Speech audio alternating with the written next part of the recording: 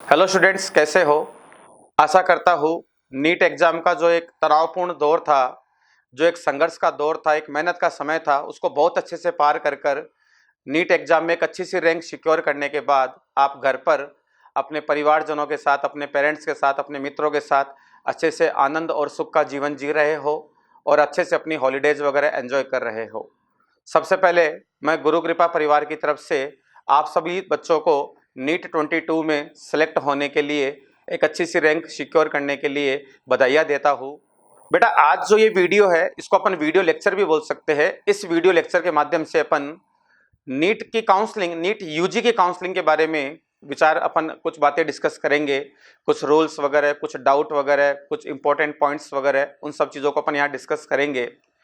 Counselling में basically आपको क्या क्या ध्यान रखना है, किन किन चीज़ों पर फोकस करना है, कौन सी गलतियां बिल्कुल भी नहीं होनी चाहिए, कॉलेज वगैरह के इंफॉर्मेशन, आपकी रैंक के अकॉर्डिंग आपको कौन सी कॉलेज मिल सकती है, उन सब चीज़ों को अपन यहाँ पर डिस्कस करेंगे। सबसे पहले अपन बात करते हैं नीट ऑल इंडिया काउंसलिंग। ये जो काउंसलिंग है ये www.mcc.nic.in इस वेबसाइट पर होती है। ये आपको स्क्रीन पे लिखा हुआ मिल जाएगा। इस काउंसलिंग में एक तो अपन करेंगे 15% ऑल इंडिया कोटा की काउंसलिंग। इसके अलावा अपन इसमें एम्स, जो एम्स मेडिकल कॉलेज है, इनकी 100% सीट्स की काउंसलिंग भी यहीं होगी। इसके अलावा बीएचयू, जिपमर, एएमयू, जामिया मिलिया, ये जो कॉलेजेज है इनकी काउंसलिंग भी अपन यहीं करेंगे। इसके अलावा डिम्ड यूनिवर्सिटीज, मतलब ये अपनी private universities like DY Patil college वगैरह, इन सब की 100% सीट्स की काउंसलिंग भी यहीं होगी। Central universities like DU, VMMC, RML hospital, इन सब की भी मेडिकल काउंसलिंग, इन सब कॉलेजेस में भी एडमिशन के लिए काउंसलिंग यहीं होगी। जो ईएसआईसी कॉलेज है, employ state of India corporation, उन कॉलेजेस का जो आईपी कोटा है, जो इंश्योर्ड पर्सन वाला कोटा है, उन उसकी काउंसलिंग भी इसी पोर्टल पे होगी। और साथ ही साथ ध्यान से सुने, एएफएमसी, उस कॉलेज की काउंसलिंग तो यहां नहीं होगी, उस कॉलेज में एडमिशन लेने के लिए विलिंगनेस आपसे यहां पूछी जाएगी कि आप एएफएमसी में पार्ट लेना चाहते हो या नहीं लेना चाहते हो। ये बात यहां पर ड्यूरिंग रजिस्ट्रेशन आप लोगों से पूछी जाएगी। तो सबसे पहला अपना जो ध्यान रखने लायक बात है वो अपना रजिस्ट्रेशन में होगा कि जब आप नीट वाला ये काउंसलिंग के लिए, नीट यूजी की काउंसलिंग के लिए रजिस्ट्रेशन करो, तो उस समय आप लोगों से वो बहुत सारी इस ऑप्शंस के लिए विलिंगनेस पूछता है। जैसे वो आपसे पूछेगा कि आप एएफएमसी वाली काउंसलिंग करना चाहते हो या नहीं करना चाहते हो, आप ईएसआईसी कॉलेजेस में आईपी कोटे के लिए काउंसलिंग करना चाहते हो या नहीं करना चाहते हो, या आप दिल्ली के स्टेट कोटे की जो 85% सीट है उसकी काउंसलिंग भी इसी पोर्टल के थ्रू होती है, उसके लिए आप काउंसलिंग करना चाहते हो या नहीं चाहते हो। तो यदि आप उनमें विलिंगनेस, यदि आप एलिजिबल हो या एएफएमसी की काउंसलिंग के लिए आप विलिंगनेस रखते हो, तो आपको वहां पर अप्लाई करना पड़ेगा, या यूं कह दो रजिस्ट्रेशन के टाइम वहां पर आपको यस करना पड़ेगा। यदि आप एएफएमसी की काउंसलिंग के लिए रजिस्ट्रेशन के ड्यूरेशन में यस नहीं करते हो, तो आपका चाहे कितना भी स्कोर हो, एएफएमसी की तरफ से आपको काउंसलिंग के लिए कोई कॉल नहीं आएगा।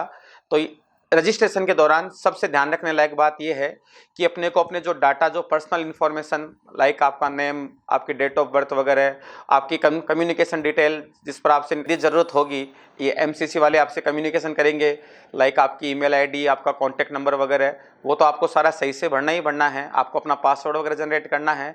साथ ही साथ जो सबसे ध्यान रखने लायक बात है वो ये कि आपको यदि एएफएमसी के लिए आप काउंसलिंग करना चाहते हो, अपनी विलिंगनेस रखते हो, तो आपको वहां यस करना होगा। यदि आप दिल्ली के स्टेट कोटे के लिए एलिजिबल हो तो आपको उसके लिए भी यस करना पड़ेगा। यदि आप ईएसआईसी में जो कॉलेजेस है उसके आईपी कोटे के लिए एलिजिबल हो तो आपको उसके लिए भी वहां यस करना पड़ेगा, तभी आप इस स्पेशल जो ये काउंसलिंग जो मैं बोल रहा हूं इनमें आप पार्ट ले पाओगे। एक चीज और ध्यान रखिए, जो एएफएमसी वाली काउंसलिंग है इसमें एमसीसी का रोल केवल आपकी विलिंगनेस पूछना है। उस विलिंगनेस, वो आपसे केवल आपसे ये ऑप्शन लेंगे कि आप काउंसलिंग करना चाहते हो या नहीं करना चाहते हो, और जो आपका रेस्पॉन्स होगा, जो एक लिस्ट बनेगी, जो बच्चे, जो स्टूडेंट्स इस काउंसलिंग में पार्टिसिपेट करना चाहते हैं उनकी लिस्ट एएफएमसी को ट्रांसफर कर दी जाएगी। उसके आगे की सारी काउंसलिंग का जो प्रोसेस होगा वो एएफएमसी के लेवल पर होगा। तो यदि आप उसमें पार्टिसिपेट करना चाहते हो तो आपको उसके लिए एएफएमसी और एमसीसी दोनों की वेबसाइट को ही कंटिन्यूअस वॉच करना होगा। ठीक है। अब देखो बेटा, काउंसलिंग से रिलेटेड सारी इंफॉर्मेशन आपको mcc.nic.in इस वाली वेबसाइट पे मिलेगी। ये वेबसाइट इस साल की काउंसलिंग के लिए भी ऑपरेशनल है। हालांकि अभी तक इस पे ज़्यादा इन्फॉर्मेशन नहीं आई, लेकिन शेड्यूल और काउंसलिंग का स्टेट कोटा और सेंट्रल कोटे की जो काउंसलिंग है उनका एक कंबाइंड शेड्यूल अपलोड हो चुका है। अभी इसमें काउंसलिंग की स्कीम क्या होगी, काउंसलिंग में जो कॉलेज पार्टिसिपेट कर रही है उनकी इंफॉर्मेशन वगैरह, लाइक किस कॉलेज में बॉन्ड होता है या नहीं होता है, वहाँ की फीस स्ट्रक्चर वगैरह क्या है, हॉस्टल वगैरह के चार्जेस वगैरह, वो सारी इंफॉर्मेशन अभी तक अवेलेबल नहीं है। अभी तक इस वेबसाइट पर केवल और केवल काउंसलिंग का जो शेड्यूल है वही आया है। तो अपन शेड्यूल वगैरह के बारे में डिस्कस करेंगे, और भी चीज़ें अपन डिस्कस करेंगे। बाकी सबसे बेस्ट ये रहेगा कि आप लोग इस वेबसाइट के टच में रेगुलर इस वेबसाइट को विजिट करें। यहाँ पर आने वाले नोटिफिकेशन वगैरह, जो भी नोटिस वगैरह आते हैं, उन सबको टाइम टू टाइम वॉच करते रहे, ताकि वहाँ से कोई भी यदि अपडेट आता है तो आप उसको अच्छे से देख सके, अच्छे से समझ सके, और उसके अकॉर्डिंग कोई एक्शन यदि रिक्वायर्ड है तो ले सके। अब अपन जो एमसीसी की वेबसाइट पर जो इन्फॉर्मेशन आ चुकी है शेड्यूल वगैरह के बारे में, उसको अपन थोड़ा सा डिस्कस कर लेते हैं। जैसे अभी राउंड 1, राउंड 2, मॉपअप राउंड वगैरह इनका शेड्यूल आ चुका है। तो इस शेड्यूल से रिलेटेड मैं आपको जो भी इन्फॉर्मेशन है थोड़ा सा डिस्कस कर देता हूँ राउंड 1 के लिए। उसी के अकॉर्डिंग आप राउंड 2, मॉपअप राउंड वगैरह के लिए उस इन्फॉर्मेशन को रीड कर सकते हो। इसमें सबसे पहले लिखा हुआ है रजिस्ट्रेशन एंड फीस पेमेंट। जो रजिस्ट्रेशन होगा, रजिस्ट्रेशन में मैंने आपको बताया था, आप अपनी कुछ पर्सनल इन्फॉर्मेशन वगैरह भरोगे, अपने नीट के रोल नंबर वगैरह भरोगे, आप एक आईडी पासवर्ड वगैरह जनरेट करोगे, और इसमें आप अपनी विलिंगनेस वगैरह दोगे कि आप कौन कौन सी काउंसलिंग में पार्टिसिपेट करना चाहते हो। ये वाला प्रोसेस रजिस्ट्रेशन कहलाता है। ये प्रोसेस 11 अक्टूबर से लेके 17 अक्टूबर तक होगा, और ये 17 अक्टूबर को 11 AM तक होगा। इस ड्यूरेशन में आपको रजिस्ट्रेशन भी करना है, प्लस एक नॉमिनल फीस जो काउंसलिंग का चार्ज होता है, जो फीस आप फीस सीधा एमसीसी को पे करते हो, वो फीस भी आपको ऑनलाइन डिपॉजिट करनी पड़ेगी। जो फीस पेमेंट है उसका लास्ट टाइम 3 PM है, और रजिस्ट्रेशन का जो लास्ट टाइम है वो 11 AM है। और इसकी जो डेट होगी 11 अक्टूबर से लेके 17 अक्टूबर तक ऑनलाइन आपको ये रजिस्ट्रेशन और फीस पेमेंट वाला काम करना है। फीस पेमेंट के लिए बेटा मैं एक छोटी सी बात बोलना चाहता हूँ कि आप काउंसलिंग के लिए जो एक सिक्योरिटी मनी और जो ये रजिस्ट्रेशन फीस पे करोगे, यदि इफ़ एनी रीजन आप काउंसलिंग में मान लो आपको कॉलेज वगैरह बिल्कुल भी नहीं मिलती है, या पहले राउंड में आप काउंसलिंग वगैरह छोड़ देते हो और आपको फीस वगैरह रिफंड होती है, तो आपको वो फीस उसी अकाउंट में रिफंड होगी जिस अकाउंट से आपने फीस पे करी है। तो आप लोग इसका ध्यान रखें कि जैसे मान लो आप साइबर कैफे वगैरह से रजिस्ट्रेशन करवाओ, और अगला अपना अकाउंट डिटेल वगैरह भरकर आपका फीस पे कर देगा, तो कल को जो रिफंड होगा, यदि कोई रिफंड होगा तो उसी के अकाउंट में होगा। तो इससे बेटर होगा कि यदि ये पेमेंट वाला जो भी काम है आप अपने किसी अकाउंट से कीजिए, अपने पेरेंट्स के किसी अकाउंट से कर लीजिए, ताकि इन केस ऑफ रिफंड वो सारा का पैसा आपको ही वापस रिफंड हो जाए। ठीक है। अब बेटा इस बार एक छोटा सा चेंज किया है। हर बार काउंसलिंग में कुछ न कुछ मॉडिफिकेशन, छोटा मोटा चेंज होता रहता है, तो इस बार भी एक छोटा सा चेंज किया है। वो चेंज ये है कि लास्ट ईयर तक तो रजिस्ट्रेशन और उसके जस्ट बाद चॉइस फिलिंग वाला प्रोसेस स्टार्ट हो जाता था, कि जैसे ही रजिस्ट्रेशन स्टार्ट हुआ उसके जस्ट बाद चॉइस फिलिंग वाले जो प्रोसेस था वो भी स्टार्ट हो जाता था। आपने एक तरफ पेमेंट किया, आपका पेमेंट सक्सेसफुल हुआ, उसके तुरंत बाद आपकी चॉइस फिलिंग वाला पोर्टल खुल जाता था जिसमें आप अपनी चॉइस वगैरह फिल कर सकते थे। इस बार दोनों के बीच में एक टाइम गैप दिया गया है। इस बार जो रजिस्ट्रेशन है वो तो अपना 11 अक्टूबर को स्टार्ट होगा, जबकि जो चॉइस फिलिंग वाला प्रोसेस है वो 14 अक्टूबर से स्टार्ट होगा। तो 11 अक्टूबर को आप रजिस्ट्रेशन कर सकते हो, 12 अक्टूबर को आप रजिस्ट्रेशन तो कर सकते हो, लेकिन चॉइस फिलिंग वाला काम आप नहीं कर सकते हो। चॉइस फिलिंग वाले जो लिंक है, जो वेबसाइट, जो ऑप्शन है, वो 14 अक्टूबर से स्टार्ट होगा, और 14 अक्टूबर से लेके 18 अक्टूबर तक ये चॉइस फिलिंग की फैसिलिटी अवेलेबल रहेगी। इसमें कुछ बच्चों का ये डाउट होता है कि सर हम चॉइस एक बार ही फिल कर सकते हैं, कितनी चॉइस फिल कर सकते हैं, क्या क्या जो भी डाउट है वो मैं आपके सारे डिस्कस करता हूँ। इस प्रोसेस में बेटा ये जो चॉइस फिलिंग वाला प्रोसेस है, इसमें आप चॉइस फिल करोगे, आप कितनी भी चॉइस फिल कर सकते हो। जिन सीट्स के लिए आप एलिजिबल हो वो आप कितनी भी चॉइस भर सकते हो। आप चाहो तो मिनिमम एक चॉइस भर सकते हो, और मैक्सिमम जितनी भी अवेलेबल है सारी भर सकते हो। आप इस ड्यूरेशन में चॉइस को एडिट भी कर सकते हो। एडिट करने का मतलब ये है कि आप अपनी कॉलेज को, कोई कॉलेज ऐड करना चाहो तो उसको ऐड कर सकते हो, आप किसी को रिमूव करना चाहो तो रिमूव कर सकते हो, इनकी प्रायोरिटी इंक्रीज और डिक्रीज कर सकते हो। इट मींस जैसे मान लो मैंने एसएमएस जयपुर की प्रायोरिटी ऊपर भरी थी और एम्स जोधपुर की प्रायोरिटी नीचे रखी, बाद में मेरा थोड़ा मन बदला और मैं चाहता हूं कि मेरे को एम्स जोधपुर की प्रायोरिटी ऊपर रखनी है, तो मैं ये वाली एडिटिंग भी कर सकता हूं, किसी कॉलेज की प्रायोरिटी को इंक्रीज कर सकता हूं, डिक्रीज कर सकता हूं। ओके, इसी ड्यूरेशन में आपके पास चॉइस लॉकिंग का भी ऑप्शन होगा। वो चॉइस लॉकिंग वाला ऑप्शन लास्ट डे 18 अक्टूबर को स्टार्ट होगा। ये एक चीज ध्यान रखिए, जब तक आप चॉइस लॉक नहीं करते हो तब तक आप उसको कितनी भी बार एडिट कर सकते हो। मतलब कोई रेस्ट्रिक्शंस नहीं है कि आप 3 ही बार एडिट कर सकते हो या 2 ही बार एडिट कर सकते हो, ऐसा कोई रेस्ट्रिक्शंस नहीं है। जब तक आप चॉइस को लॉक नहीं करते हो तब तक आप उस चॉइस को कितनी भी बार एडिट कर सकते हो, कितनी भी बार छोटा मोटा जो भी चेंज चाहो वो चेंज ला सकते हो। एक बार चॉइस लॉक करने के बाद आपकी तरफ से या एमसीसी की तरफ से किसी भी स्तर पर, किसी भी लेवल पर उन चॉइस को एडिट करने का उस राउंड में कोई ऑप्शन अवेलेबल नहीं होगा। तो प्लीज बी केयरफुल।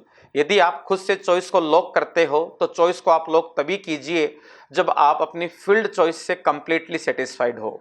जो चॉइस आपने भरी है यदि आप उससे कंप्लीटली सेटिस्फाई हो और उसमें कोई भी चेंज, कोई भी मॉडिफिकेशन नहीं चाहते हो, तो उस कंडीशन में आपको चॉइस लॉक करनी चाहिए। और चॉइस लॉकिंग के लिए एक बात और बता देता हूं, यदि आप चॉइस लॉक नहीं करते हो तो जो लास्ट आपकी सेव्ड चॉइस होती है, कि इन द एंड जो आपने चॉइस सेव करके रख रखी थी, लास्ट वाली, सबसे लास्ट वाली जो सेव्ड चॉइस थी, वो ऑटोमेटिकली सिस्टम द्वारा लॉक कर दी जाएगी। तो आप खुद से लॉक करते हो तो ठीक है, खुद से लॉक नहीं करते हो तो your last saved choice will be locked automatically. ठीक है, फिर इसमें अगला जो काम होगा that is process of seat allotment. तो ये एमसीसी लेवल के काम है, वहां पर आपकी रैंक के अकॉर्डिंग, आपकी कैटेगरी के अकॉर्डिंग आपको कॉलेज वगैरह अलॉट होगी, तो उसमें अपना कोई रोल नहीं। वो ये मान लो ये 2-3 दिन अपने रेस्ट के है। 21 अक्टूबर का आपका फर्स्ट राउंड का रिजल्ट पब्लिश हो जाएगा। अब इसमें भी ये बच्चों को डाउट रहता है कि सर पब्लिश सुबह होगा, शाम को होगा, तो ये तो उन लोगों की चॉइस है, जैसे ही रिजल्ट तैयार होता है वो लोग उसको पब्लिश कर देते हैं। वो अर्ली मॉर्निंग भी हो सकता है, लेट नाइट तक भी पब्लिश हो सकता है, उसमें कोई टाइमिंग फिक्स नहीं होती। वो कोशिश करते हैं कि 21 अक्टूबर है तो उसी दिन उस रिजल्ट को पब्लिश कर दे।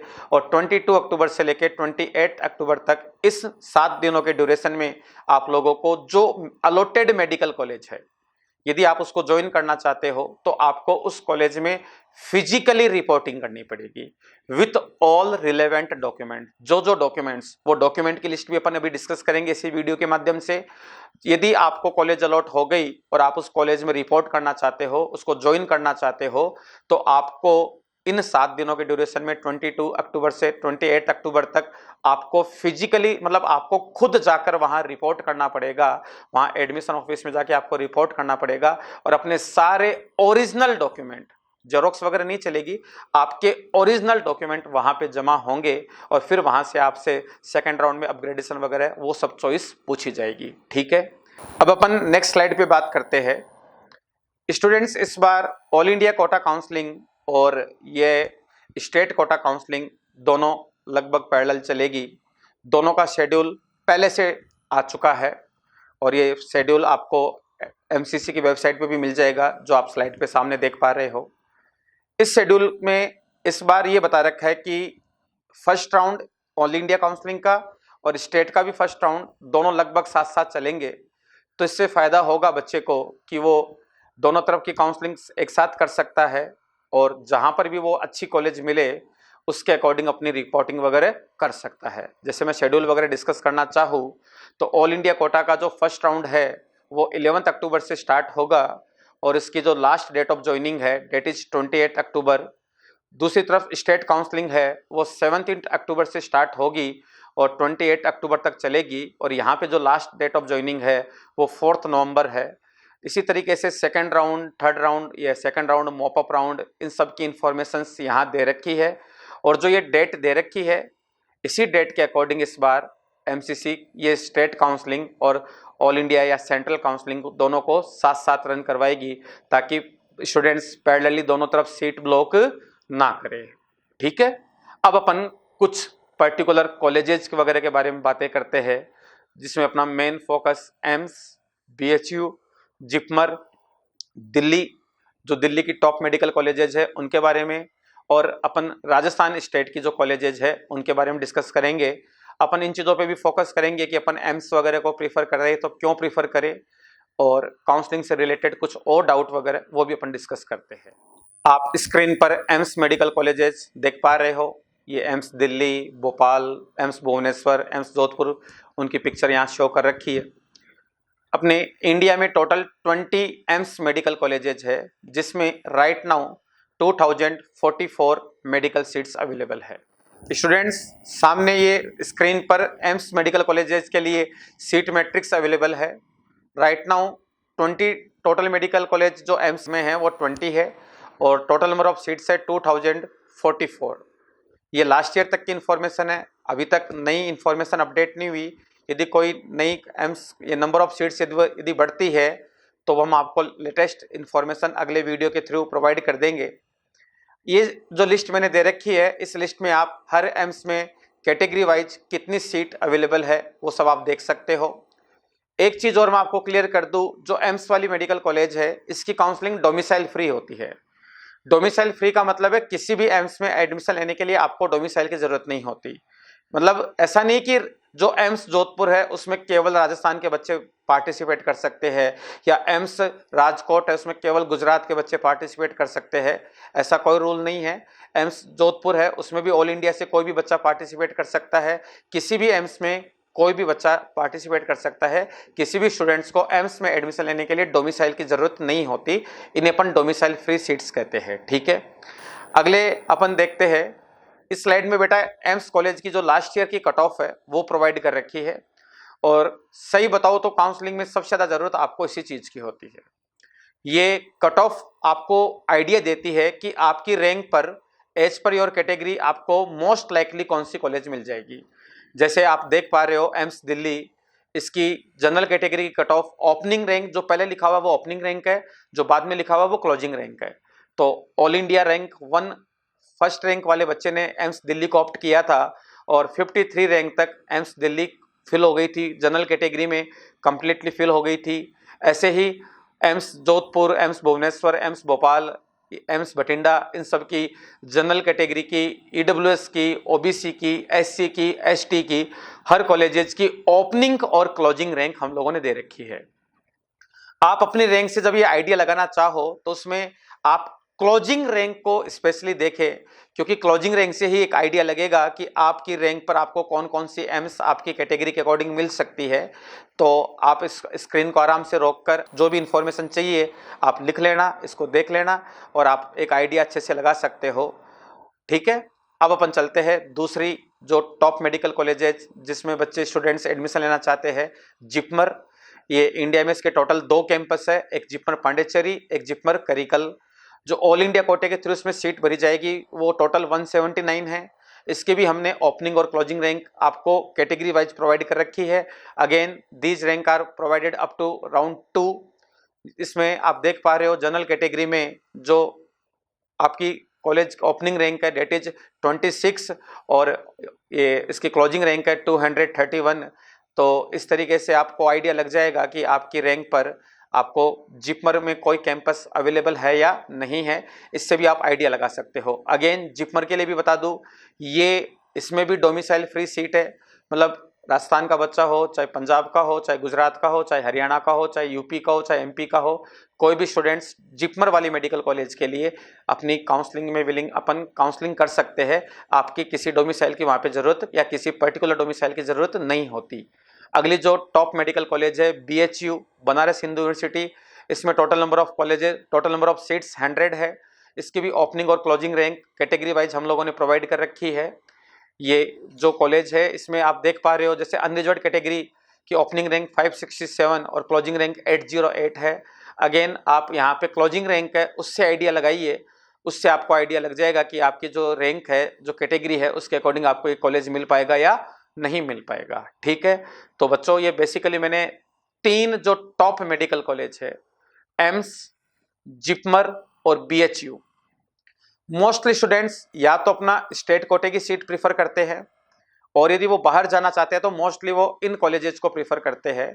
तो इन 3 कॉलेजेस के बारे में मैंने opening closing rank, number of seats जो भी अवेलेबल है, जो जो इसमें इनकी कैटेगरी वाइज क्लोजिंग रैंक वगैरह हमने अप टू राउंड 2 प्रोवाइड कर दी है।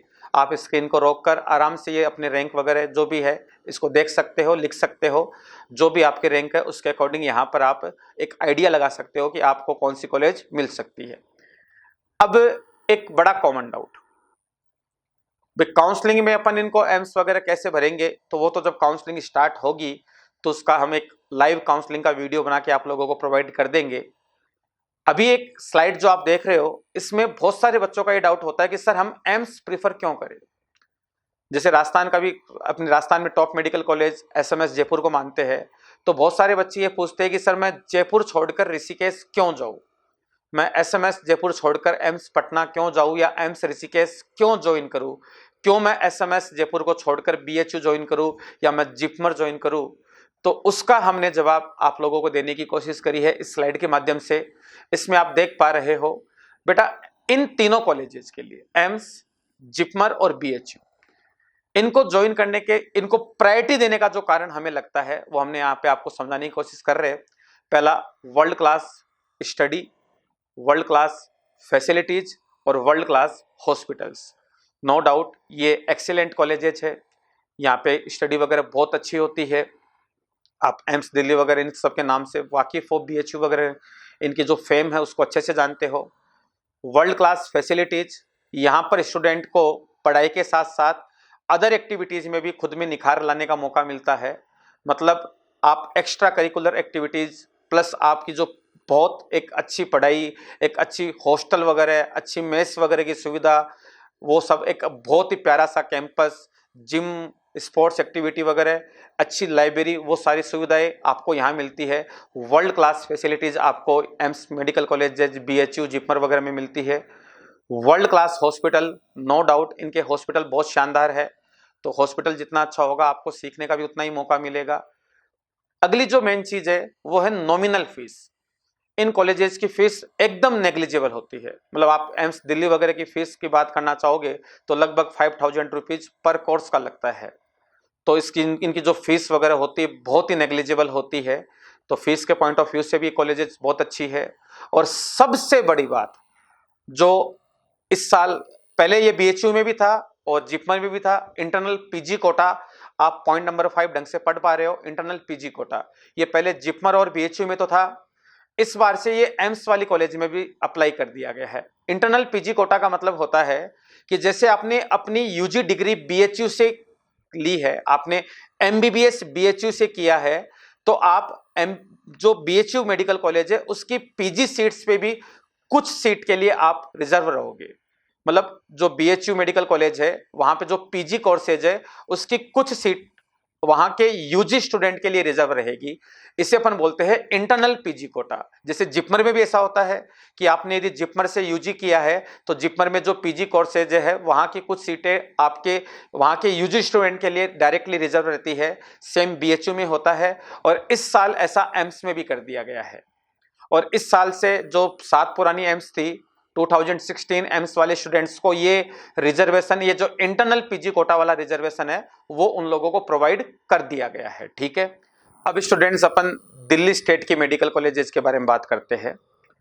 जिन बच्चों की रैंक अच्छी आती है वो सारे बच्चे दिल्ली स्टेट मेडिकल कॉलेजेस को भी अपनी टॉप प्रायोरिटी में रखते हैं। मौलाना, लेडी हार्डिंग, वीएमएमसी, यूसीएमएस, इन सब कॉलेजेस के लिए बहुत सारे स्टूडेंट्स डाउट पूछते रहते हैं। तो इन कॉलेजेस की भी मैंने ओपनिंग और क्लोजिंग रैंक दे रखी है। ये ओपनिंग क्लोजिंग रैंक आप देख पा रहे हो स्क्रीन पर। ये जो 7 मेडिकल कॉलेजेस, उनकी हमने जो 15% ऑल इंडिया कोटा वाली सीट्स है उसकी हमने ओपनिंग और क्लोजिंग रैंक दे रखी है।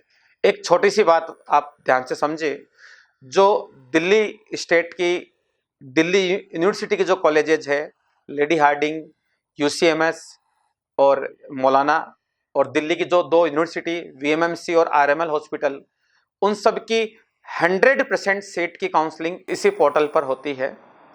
मतलब 15% ऑल इंडिया कोटा की जो सीट है उसकी काउंसलिंग भी होगी। प्लस आप यदि दिल्ली स्टेट कोटे के लिए एलिजिबल हो, दिल्ली स्टेट कोटे में एलिजिबल होने के लिए आपको 11th और 12th क्लास दिल्ली से पास आउट करनी होती है। जिन स्टूडेंट्स ने 11th और 12th क्लास दिल्ली से पास आउट करी है वे सारे स्टूडेंट्स दिल्ली स्टेट कोटे के लिए एलिजिबल होंगे।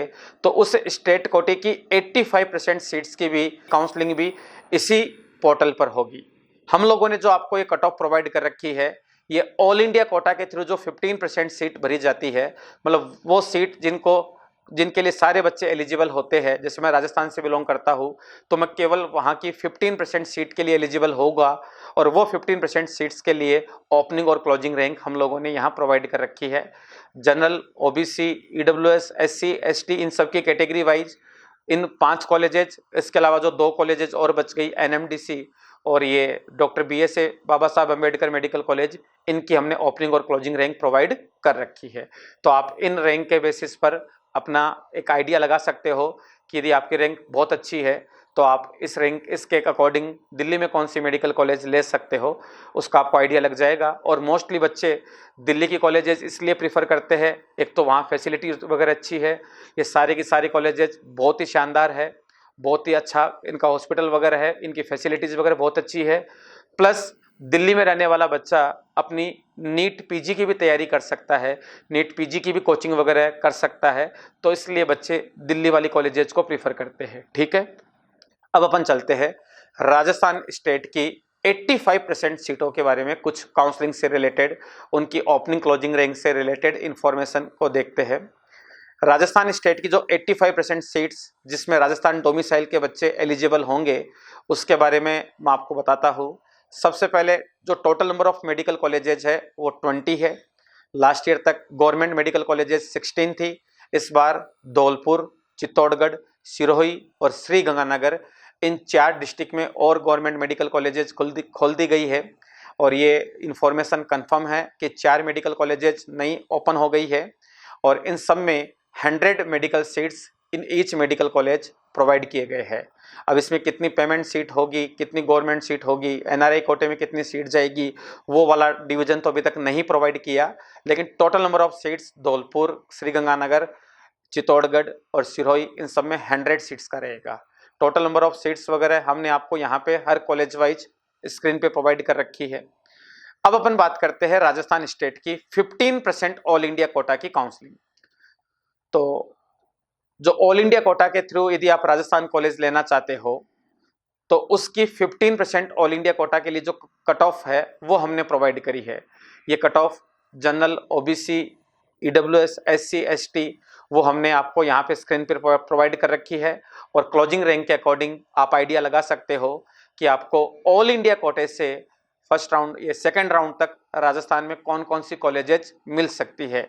लास्ट ईयर अब कुछ ऐसा हुआ था कि मॉपअप राउंड में भी कुछ सीटें खाली रह गई थी, एसएमएस वगैरह, एसएमएस जयपुर, कोटा वगैरह, और वही जो खाली वैकेंट सीट्स थी वो स्ट्रे वैकेंसी राउंड में चली गई। और स्ट्रे वैकेंसी राउंड में जो स्टूडेंट्स अवेलेबल थे तो उन स्टूडेंट्स को बहुत ही कम मार्क्स पर वो कॉलेज मिल गई थी, लाइक 599, 598 मार्क्स पर लास्ट ईयर कुछ बच्चों को, 1-2 बच्चों को एसएमएस जयपुर और ऐसे में ये जीएमसी कोटा वगैरह या अजमेर वगैरह ऐसी मेडिकल कॉलेजेस मिल गई थी। तो बेटा वो एक लक वाला फैक्टर है, वो लास्ट ईयर हो गया, ऐसा इस साल भी हो ऐसा ज़रूरी नहीं है। बहुत सारे बच्चे हमको बोलते कि सर हम रिस्क ले ले तो क्या हमें फ़ायदा हो जाएगा, तो वो तो रिस्क की बात है, फ़ायदा हो या नहीं हो उसकी कोई गारंटी नहीं होती, तो वो सब आपकी मर्जी। हमने जो आपको कट ऑफ प्रोवाइड करी है वो सेकंड राउंड तक की प्रोवाइड करी है और हम भी यही कहते हैं कि आप लोग सेकंड राउंड तक अपनी, यदि आपको आपकी डिजायर्ड कॉलेज मिल जाती है तो आपको वहाँ पे सीट अपनी सिक्योर कर अपना ज्वाइनिंग कर आपको काउंसलिंग का प्रोसेस रोक देना चाहिए। अब अपन चलते हैं राजस्थान स्टेट। भाई अपन राजस्थान स्टेट से बिलोंग करते हैं तो मैक्सिमम बच्चे राजस्थान स्टेट की काउंसलिंग के लिए भी इंतजार करते हैं। ये ध्यान से सुने भाई, अपनी ऑल इंडिया 15% कोटा की जो काउंसलिंग होगी वो एमसीसी के पोर्टल पर होगी और राजस्थान की जो 85% या और अदर स्टेट की जो 85% कोटा की जो काउंसलिंग होगी दिल्ली वाली उसी पोर्टल पर होती है, एमसीसी वाली पर। बाकी अदर स्टेट की जो काउंसलिंग होती है उन स्टेट के रेस्पेक्टिव पोर्टल्स पर वो काउंसलिंग होती है। तो राजस्थान की 85% सीट की जो काउंसलिंग है वो आरयूएचएस की वेबसाइट पर होगी और उस काउंसलिंग में जो 6 category general, EWS, OBC, SC, ST और MBC गुर्जर, ये वाली कैटेगरी, इन 6 कैटेगरी का हमने अप टू फर्स्ट राउंड हमने ओपनिंग और क्लोजिंग रैंक प्रोवाइड किया है। इस ओपनिंग क्लोजिंग रैंक से आप आइडिया लगा सकते हो कि फर्स्ट राउंड में आपको राजस्थान के जो स्टेट काउंसलिंग से जो 85% कोटा वाली काउंसलिंग है, इससे आपको कौन कौन सी सीट मिल जाएगी। यहाँ पे जो फर्स्ट राउंड है वो तो ऑनलाइन होता है, सेकेंड राउंड ऑफलाइन होता है। तो सेकेंड राउंड में वो क्या करते हैं, सारे स्टूडेंट्स को वहाँ पे जयपुर जो भी गवर्नमेंट डेंटल कॉलेज है उसमें बुलाते हैं और उनकी रैंक के अकॉर्डिंग, स्ट्रिक्टली रैंक के अकॉर्डिंग उनको मेडिकल कॉलेज, जो भी बची हुई कॉलेज, जो भी सीट वगैरह होती है या अपग्रेडेशन वगैरह जो भी होता है, स्ट्रिक्टली उनके रैंक और कैटेगरी के अकॉर्डिंग किया जाता है। तो वो सेकंड राउंड ऑफलाइन होता है तो उसकी इन्फॉर्मेशन ज़्यादा अवेलेबल नहीं होती, इसलिए हमने फर्स्ट राउंड की ओपनिंग क्लोजिंग रैंक सभी जो लास्ट ईयर 16 कॉलेजेस थी, गवर्नमेंट सीट की ओपनिंग और क्लोजिंग रैंक हम लोगों ने प्रोवाइड करी है। ये ध्यान से सुने, अपने स्टेट में बेटा कुछ कॉलेजेस लाइक जयपुर, ये RUHS जयपुर, झालावाड़, चूरू, सीकर, बाड़मेर, डूंगरपुर, भरतपुर, पाली, भीलवाड़ा, इन सब में पेमेंट सीट भी अवेलेबल है। तो उन पेमेंट सीट की जो कट ऑफ होती है वो थोड़ी कम जाती है, उसकी कट ऑफ हमने यहाँ प्रोवाइड नहीं करी है।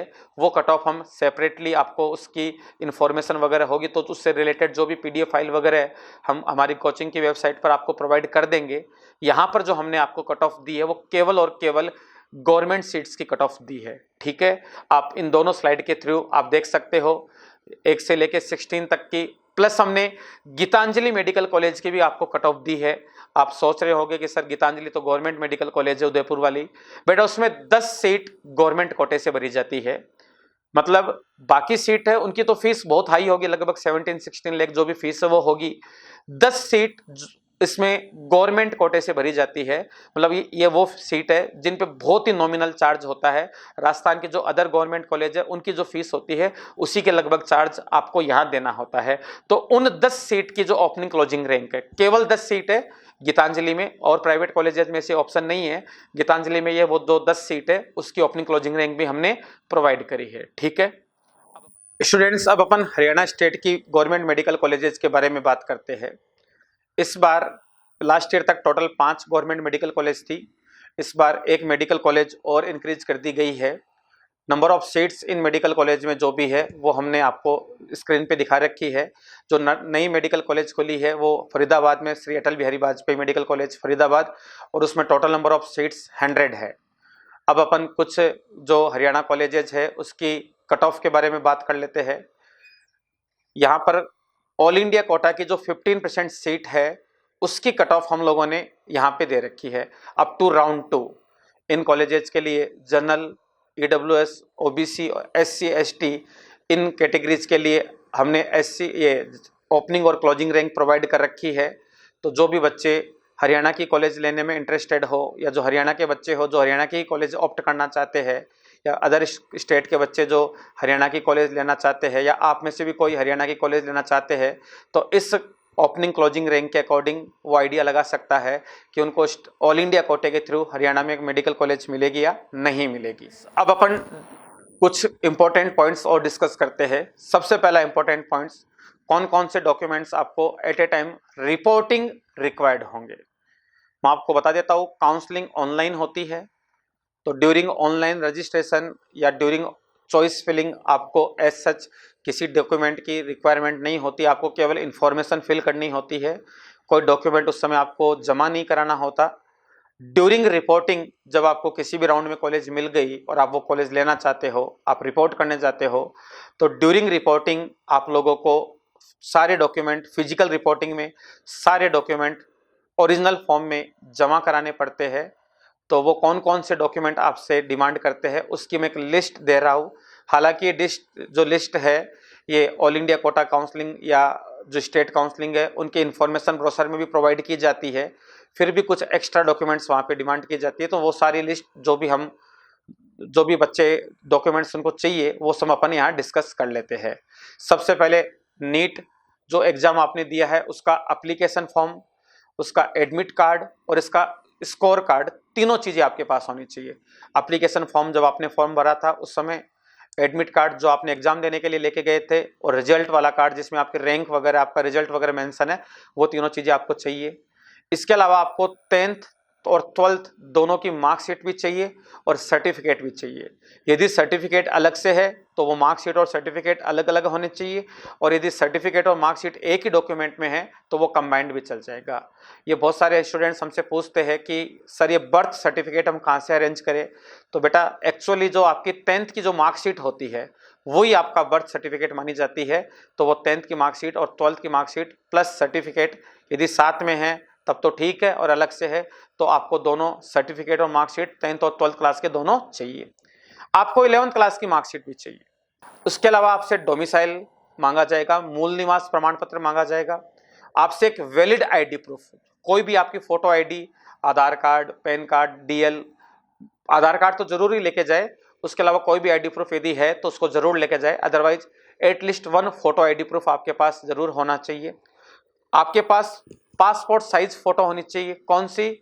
जो आपने नीट के फॉर्म में अप्लाई लगाई थी, जो नीट का फॉर्म भरते समय आपने जो फोटो लगाई थी, जो फोटो वहां पे आपने पेस्ट करी थी, वो की वो फोटो आपकी यहां पर भी आपको साथ लेके जानी है at the time of physical reporting, ठीक है।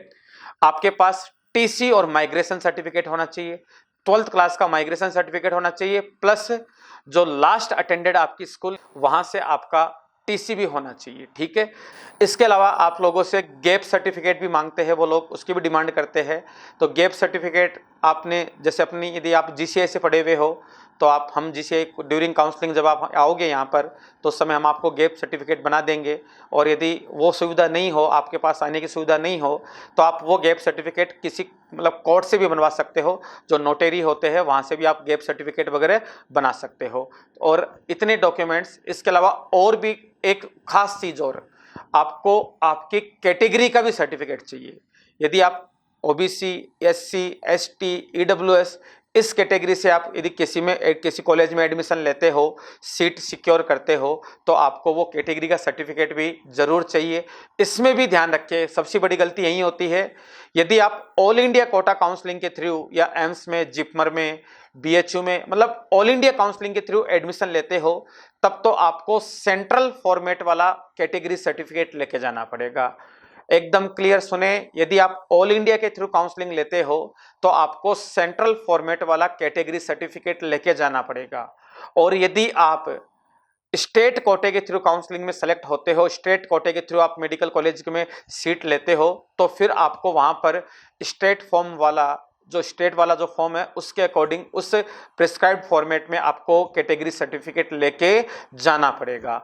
ईडब्ल्यूएस और ओबीसी कैटेगरी के लिए सर्टिफिकेट की जो डेट है 1 जनवरी 2022 2022, उसके बाद का डेट का कोई भी आपका ईडब्ल्यूएस या ओबीसी का सर्टिफिकेट है तो वो अप्लीकेबल होगा, उससे पुराना सर्टिफिकेट वो लोग अलाउ नहीं करेंगे। तो ईडब्ल्यूएस और ओबीसी के लिए जो आपका सर्टिफिकेट है वो 1 जनवरी 2022 के बाद का ही बना हुआ होना चाहिए। एससी और एसटी कैटेगरी वाली में ये कैटेगरी सर्टिफिकेट के लिए इस टाइप की डेट का कोई बाउंडेशन नहीं होता, तो वहां नया पुराना कोई भी सर्टिफिकेट हो आराम से चल जाएगा, ठीक है। अब अपन काउंसलिंग से रिलेटेड प्रोसेस के बाद डिस्कस कर लेते हैं। राउंड 2 तक का जो प्रोसेस जो लास्ट ईयर तक फॉलो हुआ था वो प्रोसेस में डिस्कस कर लेता हूं। यदि कोई भी चेंज वगैरह आया तो हम आपसे अगले वीडियो के माध्यम से उसको भी डिस्कस करेंगे। फिलहाल अपन इस प्रोसेस को यहां डिस्कस करते हैं। राउंड 1 ऑल इंडिया जो काउंसलिंग होगी उसके राउंड 1 में आपको कौन कौन से काम करने हैं, कौन कौन से प्रोसेस होंगे। सबसे पहला स्टेप होगा registration and payment of fees. तो मैंने आपको बताया था, इनिशियली वीडियो के स्टार्ट में बताया था कि रजिस्ट्रेशन में आपको आपकी कुछ इन्फॉर्मेशन वगैरह फिल करनी है। आप कौन कौन सी कॉलेज के लिए, कौन कौन से सेक्शन के लिए काउंसलिंग करना चाहते हो, एएफएमसी के लिए विलिंगनेस रखते हो, ईएसआईसी आईपी कोटे के लिए एलिजिबल हो, दिल्ली के स्टेट कोटे के लिए एलिजिबल हो, तो वो सब आपको वहाँ यस करना है। प्लस आपको जो भी एक nominal registration charge plus security money जो भी आएगा वो आपको पे करना है, ऑनलाइन पेमेंट करना है, और पेमेंट आपको अपने ही अकाउंट से करना है ताकि इन केस ऑफ रिफंड वो आपको पैसा आपका रिफंड हो जाए, ठीक है। जो दूसरा प्रोसेस होगा, आप चॉइस फिलिंग, ये रजिस्ट्रेशन के बाद 14 अक्टूबर से इस बार अपना चॉइस फिलिंग का प्रोसेस चालू हो जाएगा। उसमें choice filling, choice editing, exercising of choice का मतलब है चॉइस एडिटिंग, चॉइस को ऐड करना, रिमूव करना, किसी कॉलेज की प्रायोरिटी को इंक्रीज करना, डिक्रीज करना, वो वाला काम आपको करना है। तो वो चॉइस एडिटिंग वाला काम, चॉइस फिलिंग वाला काम, वो सब आपको करना है चॉइस फिलिंग वाले प्रोसेस में। उसमें चॉइस कितनी भी बार फिल कर सकते हो, कितनी भी बार एडिट कर सकते हो, और फाइनली आप चॉइस को लॉक भी कर सकते हो। मैंने पहले भी बताया था चॉइस लॉक होने के बाद किसी भी कंडीशन में आप अपनी फील्ड चॉइस को चेंज नहीं कर सकोगे, इसलिए आप चॉइस का लॉकिंग तभी करना जब आप कंप्लीटली सेटिस्फाई हो जाओ। यदि आप चॉइस खुद से लॉक नहीं करते हो तो आपकी जो लास्ट सेव्ड चॉइस है वो ऑटोमेटिकली सिस्टम द्वारा लॉक कर दी जाएगी। उसके बाद फर्स्ट राउंड। अच्छा, एक चीज और, चॉइस फिलिंग में ध्यान रखना, आप सारे लोग जो काउंसलिंग कर रहे हो, मैक्सिमम बच्चा एमबीबीएस की ही काउंसलिंग करना चाहता है, और यदि उसको किसी मेडिकल कॉलेज में एमबीबीएस वाली सीट नहीं मिले तो वो रिपीट करता है, अपनी तैयारी वापस करता है। इसमें आप एक ध्यान रखना, जैसे बहुत सारी कॉलेजेस ऐसी है जहां पर एमबीबीएस और बीडीएस दोनों की फैसिलिटी है। तो ये एमबीबीएस और बीडीएस वाली फैसिलिटी है, तो जब आप काउंसलिंग करते हो, जब आप काउंसलिंग में चॉइस फिलिंग के टाइम उस कॉलेज का नाम लिख के उस पर क्लिक करते हो, उसको ऐड करते हो, तो कई बार गलती से एमबीबीएस की बजाय आप बीडीएस वाला ऑप्शन क्लिक कर देते हो, और वो बीडीएस वाली कट ऑफ कम जाती है, तो आपको वो बीडीएस वाली कॉलेज अलॉट हो जाती है जो कि आप बिल्कुल भी नहीं लेना चाहते हो। और गलती से मान लो आप कि ने बीडीएस वाली कट ऑफ, बीडीएस वाली कोई कॉलेज ऊपर भर दी, आपकी रैंक बहुत अच्छी है और आपने बीडीएस वाली कॉलेज ऊपर भर दी, तो आपको कोई अच्छी मेडिकल कॉलेज एमबीबीएस में मिलने की बजाय आपकी प्रायोरिटी के अकॉर्डिंग आपको बीडीएस वाली कॉलेज मिल जाएगी और आपका वो राउंड एक तरीके से खराब हो जाएगा।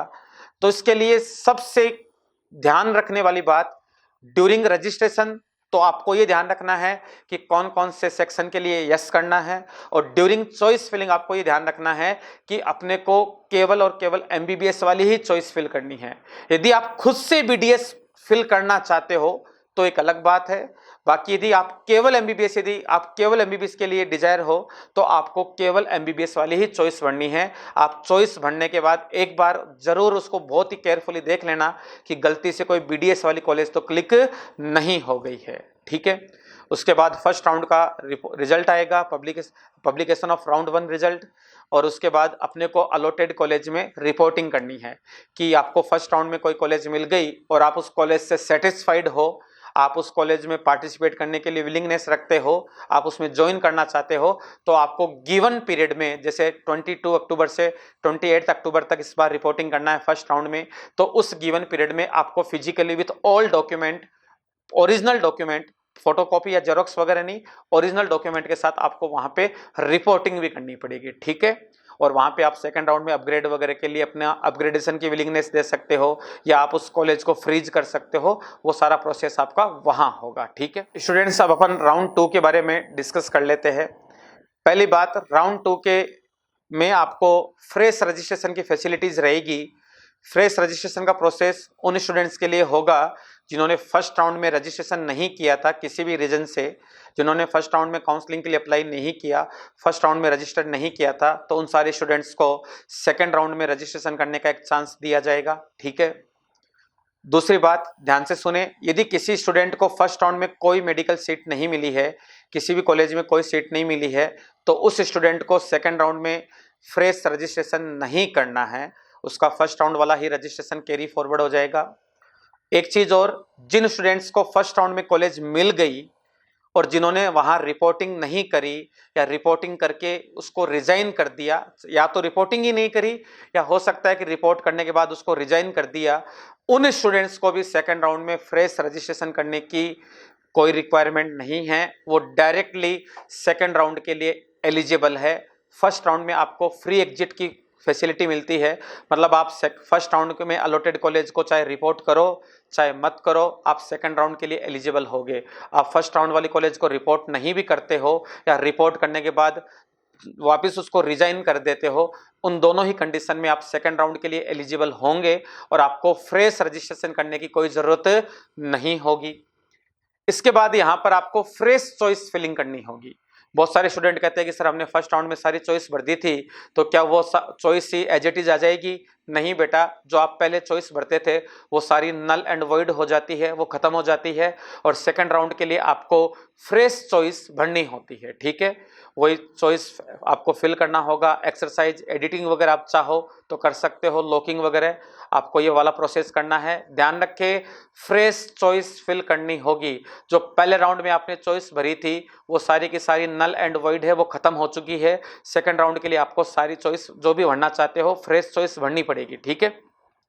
अगेन फिर राउंड 2 का रिजल्ट पब्लिश होगा और फाइनली आपको अलॉटेड मेडिकल कॉलेज में रिपोर्टिंग करना है। जो कॉलेज आपको अलॉट हुई है, यदि आप उससे सेटिस्फाई हो, आप उसको ज्वाइन करना चाहते हो, तो आपको वहां पर फिजिकली रिपोर्ट करना है। ओके, अब अपन कुछ इंपॉर्टेंट क्वेश्चंस।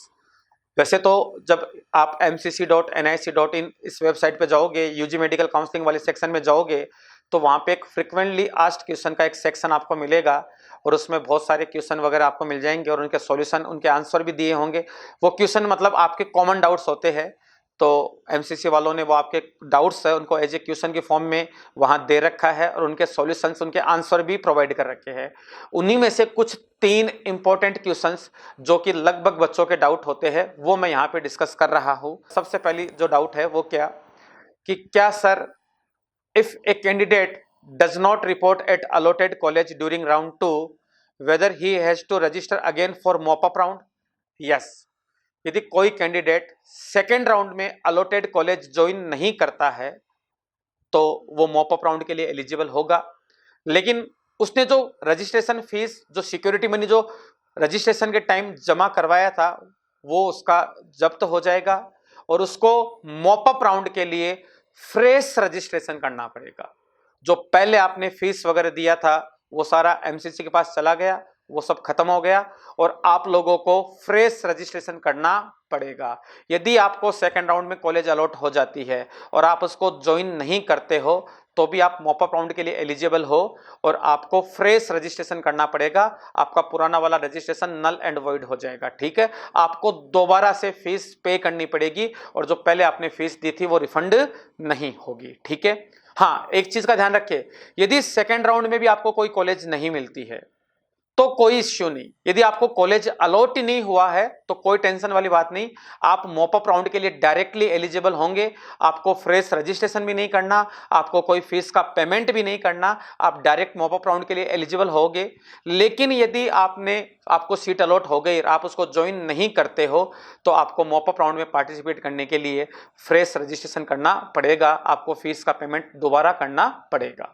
सेकेंड क्वेश्चन, ये बहुत ही ध्यान से सुने, ये सबका डाउट होता है। After I join second round of counselling of all India quota AIIMS JIPMER, can I resign to join state quota और any private college seat? No, ये सुप्रीम कोर्ट का रूल है, ये अभी 2 साल पहले ही आया था और ये रूल स्ट्रिक्टली कहता है यदि आप सेकेंड राउंड में अलॉटेड कॉलेज ज्वाइन कर लेते हो, आप वहां जाके फिजिकली रिपोर्टिंग करके अपने डॉक्यूमेंट वगैरह जमा करा देते हो, ज्वाइन कर लेते हो, तो उसके बाद एट एनी कॉस्ट आप फर्दर किसी भी काउंसलिंग में पार्ट नहीं ले पाओगे। लास्ट ईयर तक का ये रूल था, इस साल कोई मॉडिफिकेशन होगा तो हम आपसे डिस्कस जरूर करेंगे। यदि आप सेकेंड राउंड में अलॉटेड कॉलेज ज्वाइन कर लेते हो तो एट एनी कॉस्ट आप फर्दर किसी भी काउंसलिंग में पार्ट नहीं ले पाओगे। भले ही आपने एम्स की मेडिकल कॉलेज ज्वाइन करी हो और आप चाहते हो कि मैं स्टेट की काउंसलिंग तो करवा सकता हूं, मैं ऑल इंडिया की काउंसलिंग से बाहर हो गया, मैं स्टेट वाली काउंसलिंग तो करवा सकता हूं, नहीं।